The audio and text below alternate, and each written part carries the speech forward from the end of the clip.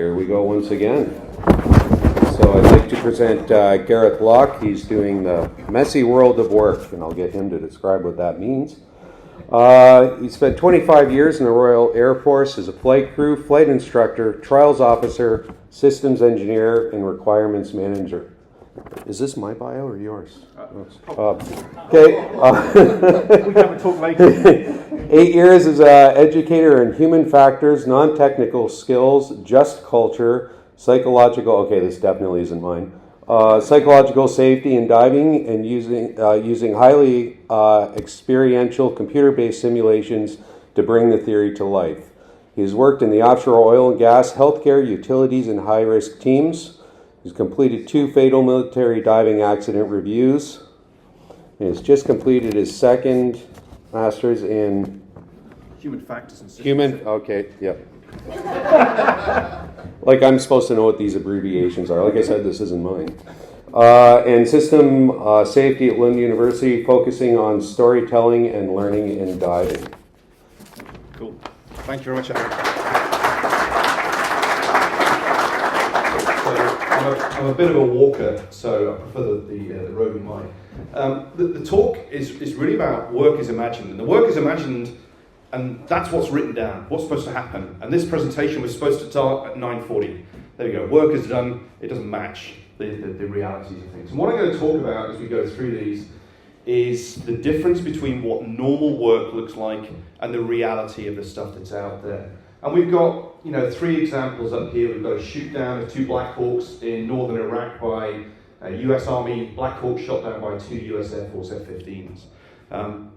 We've got a collision in the Baltic Sea with a master who fell asleep at 3 o'clock in the morning and ran aground. He was asleep in his bunk. And then top right is a documentary I put together of a sports breather diver on a training program. Entered the water without his oxygen cylinder turned on, went hypoxic and drowned. These are all people doing normal stuff, and when bad things happen, what we should be looking at is what does normal look like, not what does the adverse event look like. And this quote here is from Scott Snook, who wrote a book called Shoot Down, and he was talking about this shoot down event, and he was saying, he was looking for somebody to blame. He was looking for the root cause. But his quote here, the more I looked for traditional culprits, the more I realized that this accident occurred not because something extraordinary happened, but rather just the opposite. It was normal because it occurred as the result of normal people behaving in normal ways in normal organizations. And that's what the reality of the world is like. And just its reality is, I'm going to put a lot of stuff up on the screen, and you don't take notes. I'll give you the PDF afterwards. So there's a lot of stuff, a lot of thinking that's here. And what I'm going to ask you to do is look at the different perspectives that are there. In a technical system, this is correct. We've got a cylinder that's got light shown. On one side it looks like a square, and the other side looks like a circle. But when we've got a social technical system, people, we have this spectrum of what truths are about. And this meme often does the rounds online, where we talk about I'm right, you're right, because we're looking at this thing on the ground. And some people say, well, it could also be like an and or an at symbol that's there. Meaning doesn't exist, or truth doesn't exist in an absolute sense. In a system where we have people, we construct meaning from our own experiences. And one of the things to recognize is that within any system we're talking about, there are tensions that exist between safety, between money, and the resources that are there. And this sort of framework, we operate within this space, but we never know where that accident line is. And so what we do is we back off, and we call it a safety margin or error margin. And there are always these tensions. So management pressure towards less effort takes us towards that accident line. Resources, we salami slice money out of a program, it's all right. And people are can-do people, and so they get stuff done, they get rewarded from it. And what they're doing is they're taking them closer and closer to that accident line. And then you get the safety professionals, the operational people just sit there and go, let's push back a bit. Now the thing is, your biggest bang for buck is where your toes are on that red line, where you've got the most out of the money and the people. But you don't know where that line is until you step over it and you go, whoops, that's where it is. And it's really easy to see where those boundaries are in the real world after an event. But in real time, people are trying to do the best they can. And one of the ways I try and bring this across is talking about a Jenga tower. And this is based on a safety science framework from a guy called Jens Rasmussen. And he's got these different layers that exist within the system. So government policy, regulatory bodies, company management, technical operational management, and then the sharp end work that happens. Now, as leaders looking top down, it looks all great. But in reality, there's a whole bunch of holes and gaps. Now, the tower is still standing. You are the experts in your jobs. You manage that safety dynamically. And that means that we don't have accidents. And often safety is counted by its absence, not its presence. Because you can't count safety. You can count unsafety, where you have incidents and accidents. But the real world of, sort of messiness of reality, there are lots of interactions. There is no such thing as a root cause in a technical system, social technical system like this. We like to find it because that's cool. We now find something or someone to blame. But in reality, like my friend here, Andreas, on a training program, he's taking bricks out of it. And we were taking turns, and Pepe, who's filming it, is just about to say something. Look at what you're doing for me.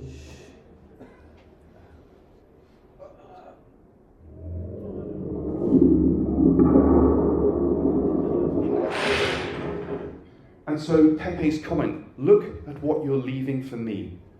As the sharp end workers, you inherit all of this stuff that's above. And when the proverbial hits the fan, people go, you were it. Really? Just look at the holes that are in the system. And we've got to find those systems, those holes. But there's always this gap between what should happen and what does happen. So in a work environment, you have workers imagine what people think should be done, and they write it down, and that's work as prescribed. And these might be about job safety assessments, risk management plans, PPE, onboarding, protocols, all sorts of things. And often organisational management thinks this is how we create safety. We put paperwork in place, we put standards in place, and people follow them. Hands up who thinks their document set, their process set, their PPE is 100% complete. Yeah, there we go. So shout out, what number do you think that is as a percentage? 40, 50, 60, 70%? What do you think it is? N-1. Most of the feedback that I get from presentations and classes, somewhere between 60 and 80%. So asking workers to follow the rules when we know those rules are incomplete is actually quite disingenuous. And what we're going to do is use their experience to solve the problems. So we now have this line called work is done, which already starts below what should happen. And so people move up and down in terms of their competencies, their capabilities, and they're managing that drift. Because if accidents happened when rules weren't followed, we have way more accidents than we actually do. People create safety dynamically with the resources they've got. Sometimes they innovate, they go above and beyond. And if you haven't got an environment that allows that story to be told, then there's a whole bunch of stuff you're missing. There's also accumulations in the system, old gear. Could be work or labour regulations, could be the environment we're talking about. Stuff that is building in the background in the environment. And as long as we're able to keep those lines apart, we're able to manage safety and safely work safely. But when they cross, we end up having this accident. And invariably, in a punitive-based environment, people sit there and go, oh, who was it? Who was involved? Oh, it was John. Oh, I knew John. He was always going to be that person. So if we step back 5 seconds before that accident, there is a whole bunch of evidence that sits in the accumulations, the background risk to the operation, and the drift that exists in terms of people getting work done. You don't have to have accidents to learn.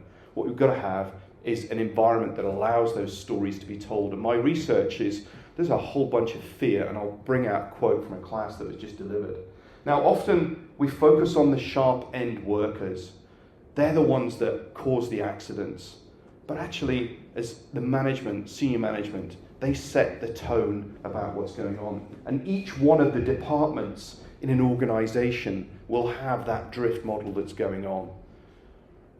And organisationally, when you run a learning investigation or a learning review, looking back at the systemic issues, we need to tell complex, context-rich stories to find out how it made sense of what people do. Because ultimately, you do the best you can with the jobs and the resources you've got, and you achieve the goals. And there is a whole bunch of stuff that goes out there, research that's published, to talk about the workarounds, the adaptations. Bottom right, something that was just published just recently, airline pilots. The workarounds they have to hit the schedules, to manage the passenger loads, to get stuff done, causes brittleness in their system. And it doesn't take a lot for the sort of the dominoes to cascade. This stuff on the left-hand side, Dutch military, as an example of the workarounds, the Dutch Air Force have got rules about fire cover for Chinook helicopters. When you have 6 crew on board, you have a certain amount of fire cover. If you have passengers on board, you need more fire cover. On this particular airfield, they operate for the army bases, they don't have enough fire cover, and they won't get the people in because it costs money. Now they've got an exemption that allows them to operate in field conditions, where they just have the fire extinguishers on the Chinook. So what do? They get airborne, they fly 500 yards outside the perimeter of the fence, they put down in a field, and they load their 40 troops on board the helicopter. Because they're in the spirit of the law. You know, they're complying with the rules, but actually are they aligned with trying to manage safely? Because they're trying to get a job done, and if they can't get the fire cover, they can't operate. So I'm sure there are many examples that you have where you are adapting and working around. So one of the things we're trying to bring, not just the human factor side, human and organisational performance, is understanding based on these 5 principles, so that human error is normal, blame adds no value for learning, context drives the behaviours we're in, how leaders respond matters, and learning is vital for improvement. And how we learn, how we've got to create the environment. And psychological safety is the first bit, perspective. We create the environment that people feel included, that they can make a mistake, that they can contribute and they can challenge. Everybody wants a speak up culture, but unless you've got those lower levels in place, the inclusion, the learner and the contributor safety, people are not going to speak up. Then we have an adverse event, and then we have a just culture, and that's reactive. That's looking back to say, you know what, people are trying to do the best they can with the resources they've got, the knowledge they've got, the skills they've got in the context that's there. I will pretty much guarantee that nobody in your environment is going to work to do a bad job. Nobody's trying to be reckless, and yet it's really easy in an outcome to go, oh, they should have paid more attention. Actually, it's making sense to them what they're doing at that time. So why is a just culture so important? Because it supports a reporting culture. It allows that context-rich story to be told, where we don't just stop at the they didn't follow the rules, or they broke, they didn't use the equipment properly. That reporting culture supports 2 other cultures that are out there. Learning culture, how do I get better? And an informed culture is, I believe that I've got the information I need to solve those problems. And then that develops resilience within an organisation. Because your training systems can never teach everybody what they need to know. They've got to learn that they're going to make mistakes. And how do you learn from other people? Because you're never going to make all the mistakes yourself. In the previous presentation, talking about best practice for tunnel boring machines globally, if you can share that knowledge, that's awesome. And unfortunately, my experience is many organisations hold that information tight because they don't want it to be known. And as a consequence, others make the same mistakes. And so we end up with accountability often comes up here. We've got to find somebody to pin it on. Now, accountability is, I can tell an account, tell a story. How did it make sense for me to do what I did? This local rationality. Responsibility is do something, get something out there and change it. Now, this is a quote from one of the classes we taught recently with a commercial diving organisation. And they were talking about a human performance manual. Yeah, it's there for us to take if we want, but we never read it. They joke, that's only for the organisation to cover their ass when we fuck it up. As long as we get the job done, no one gets hurt, we're good to go. How many times have you heard that sort of stuff happening in your organisations? And the problem is, when that happens, the leadership have got a gap that they don't know is there. You can't fix a secret.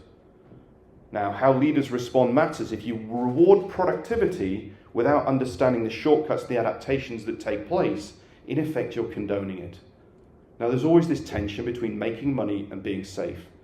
And I upset a number of organisations where I say safety is never the number one priority for an organisation. It might be for a little bit, but it can't be all the time, because if it is, you go bust. There is always that trade-off. So how do you do that learning? And there's a document here I put together, learning reviews, which is about making sense of the situation. And there are a couple of other resources that are there. Now, importantly, we need to look at the whole system, not down at the sharp end, the person who last touched it. Think back to the Jenga tower that's there. Often we use numbers to determine whether or not something is safe or not. And there's a paper published 3-4 years ago now that basically said TR, IR, or the similar numbers that are there give you no indication as to the safety of your organisation. Now, 2016, I gave a presentation at IADC Human Factors Conference, and I challenged the prime contractors out there, and I said, when you write your contracts, you're asking for numbers to be put in place. And so people will do those numbers to hit the contract requirement when it comes to lost time incident fatality rates or TRUI or similar. You have to change your behaviours so then your suppliers will meet them. Now the quote on the bottom right was from railway engineering work 16 years ago. And they said actually from an engineering company, the operators don't give a monkeys about reporting in terms of numbers. They want stories to be told. That's how you learn. The problem is organisations want numbers to count to show that something is making a difference. We want to create safety for the frontline operators. That means telling the stories and creating environments where that storytelling can happen. And one of the ways that I help organisations do that is through crew resource management, non-technical skills training. Creating a shared mental model within a team, within a group of teams. And that's why aviation, one of the reasons why aviation is as safe as it is. What they're doing is creating a set of, I'm going to say, standards about how to communicate, how to lead, how to follow, how to make decisions, how we fail to pay attention to what's going on around us. And ultimately, we're trying to create that shared mental model.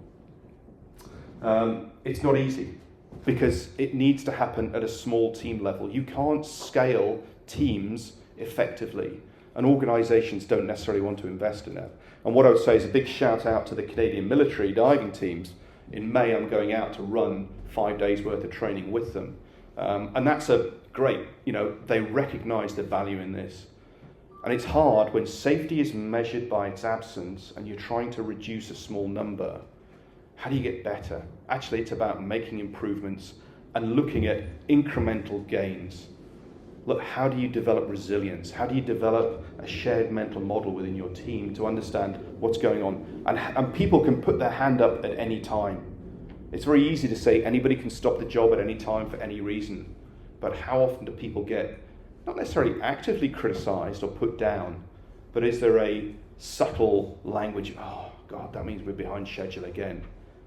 It's really hard to say no sometimes, especially in a can-do environment. So some parting thoughts for you. It's not about counting adverse events, because they're going to be there.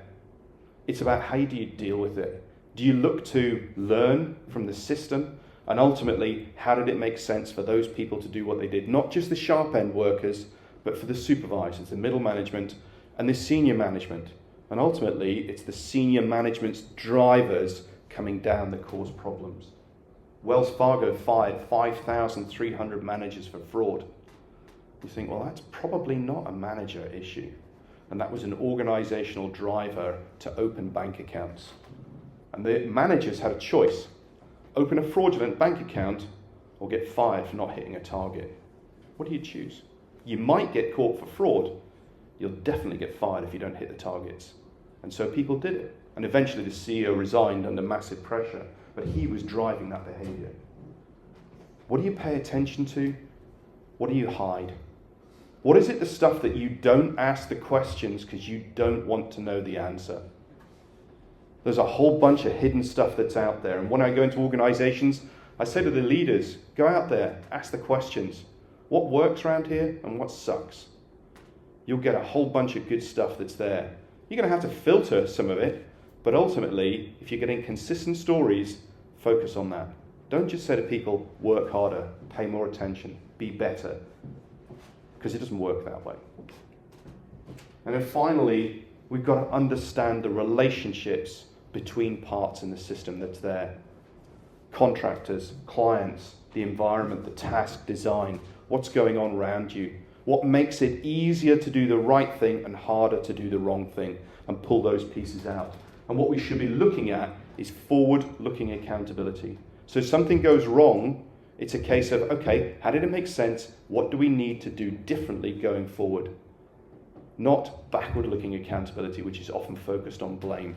You were last to touch it, it's your fault. When actually just think back to the Jenga tower. I was just the last person pulling that brick out. There's a whole bunch of other stuff that's stacked against me. And just to turn around to somebody and say, be better, is not going to solve a problem. Because ultimately, if somebody makes the mistakes or you get the consistent failures, this is not an individual problem. If people keep breaking the rules, it's not a rule, it's not an individual problem, it's a rules problem and a context problem. And that's it. I've got some copies of the book if anybody wants, and there's a podcast that people can go and subscribe to. But ultimately, this piece from J.W. Goethe, the knowledge is not enough. You've got to go out and do something with it. And as I said, I'll make the PDF, the deck available to the organisers to share. So thank you very much, everybody.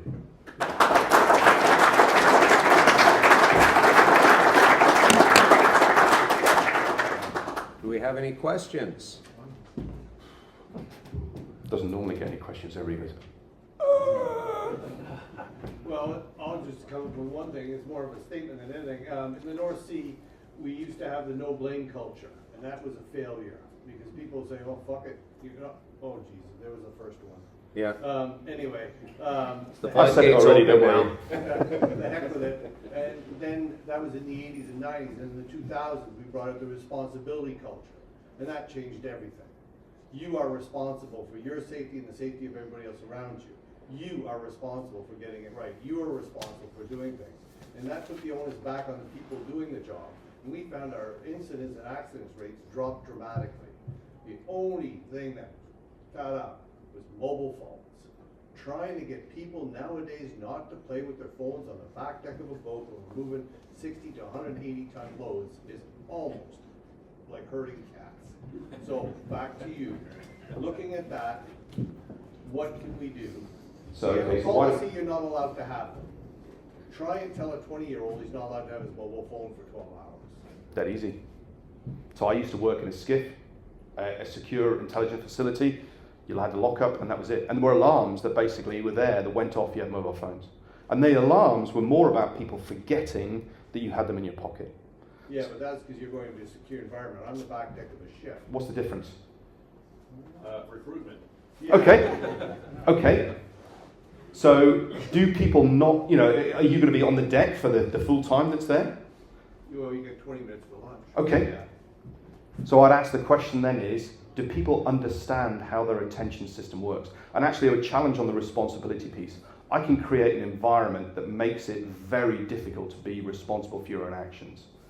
As a supervisor, creating workload that is not achievable within the scenario that's there. So putting the blame on the individual by making them responsible doesn't help. And yes, I get the no blame that's there, but if you put in a situation where I'm going to make you responsible for your actions, your team actions, and actually as the organisation sets people up for failure, then actually that's not fair on the individuals at the sharp end. It's easy to blame them, but looking at the systems. But so going back to the mobile phone piece, is actually, do people understand the implications of not being able to pay attention?